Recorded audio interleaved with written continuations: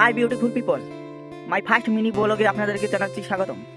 তো আজ প্রথমবার আপনাদেরকে নিয়ে আমি চলে এসেছি আমাদের ঘেরে। তো আজ ঘেরে আমরা চারু পাতবো। তো আপনারা লাস্ট ভিডিও পর্যন্ত দেখতে থাকুন যে আমরা কি পরিমাণে মাছ পাই। সো এটি হচ্ছে আমাদের চারু।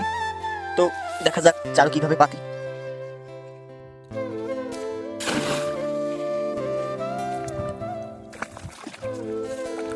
যেহেতু আমি একাই, তাই আমার একাই মোবাইল ধরতে হচ্ছে এবং একাই চারু পাততে হচ্ছে।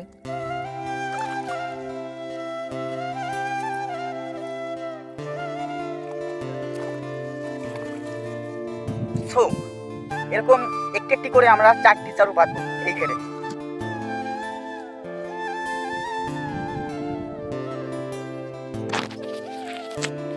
তো দেখুন ভেড়ির হালের কি অবস্থা।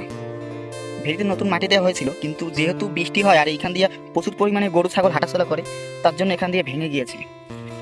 এখানে আমরা চারু পাচ্ছিলাম যাই আপনার মাঝে এক গুণ গেছে, তার আগের গুণে, মানে আপনার পূর্ণিমার গুণে পাচ্ছিলাম, তারপর আমাবস্যা গুণ গেছে, এখন আবার পূর্ণিমার গুণ। সেজন্য এখানে হাল খুবই বেহাল দশা।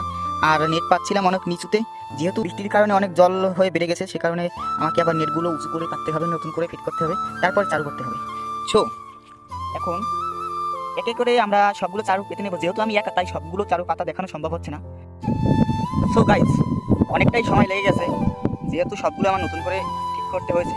আর এর মধ্যেই ওয়েদারটাও খুবই খারাপ হয়ে যাচ্ছে, তাই এই ঘের থেকে আমি চলে যাব আমাদের আরেকটি ঘের আছে বাড়ির সামনে ছোট প্রায়। তো আমরা চলে যাব অন্য ঘেরে। সো গাইস, আসলে আমাদের এখানে প্রচুর পরিমাণে ঘের। এই অঞ্চলে শুধুমাত্র সবাই ঘেরেই মাছ চাষ করে। আর এখানে এই হলো রাস্তার এই সাইডে হলো গিয়ে আপনার প্রচুর পরিমাণে ঘের আছে, এবং এই সাইডেও প্রচুর পরিমাণে ঘের আছে। যেহেতু ওয়েদার খারাপ, সেই হেতু কালারটা একটু অন্যরকম আসতেছে। সো গাইস, অবশেষে আমার আরেকটি ঘেরে চলে আসলাম, আর এটাতেও একে একে চারুগুলো পাতা হবে। তো যেহেতু দেখানো সম্ভব হচ্ছে না, তাই দেখাতে চাচ্ছি না।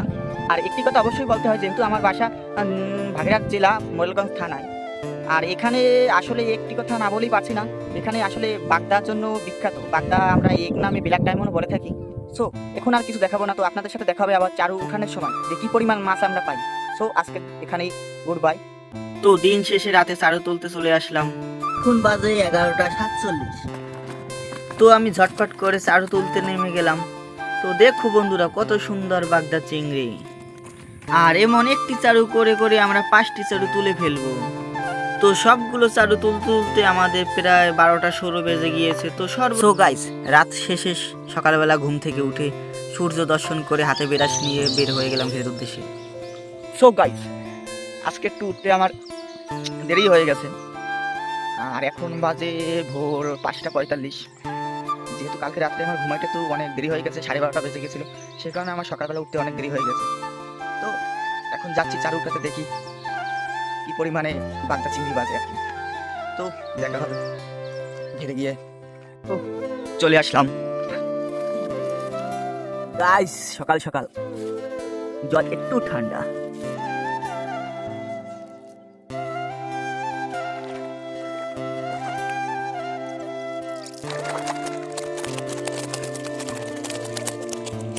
সো গাইস, অন্য ঘের থেকে অন্য ঘেরে চলে আসলাম।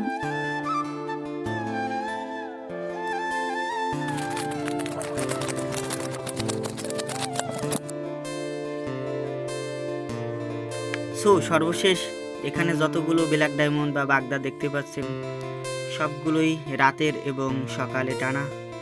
তো প্রিয় দর্শক, আপনারা যদি আমার ভিডিওটি পছন্দ করে থাকুন, তাহলে আমার চ্যানেলটি সাবস্ক্রাইব করে দিবেন অবশ্যই। Subscribe my channel.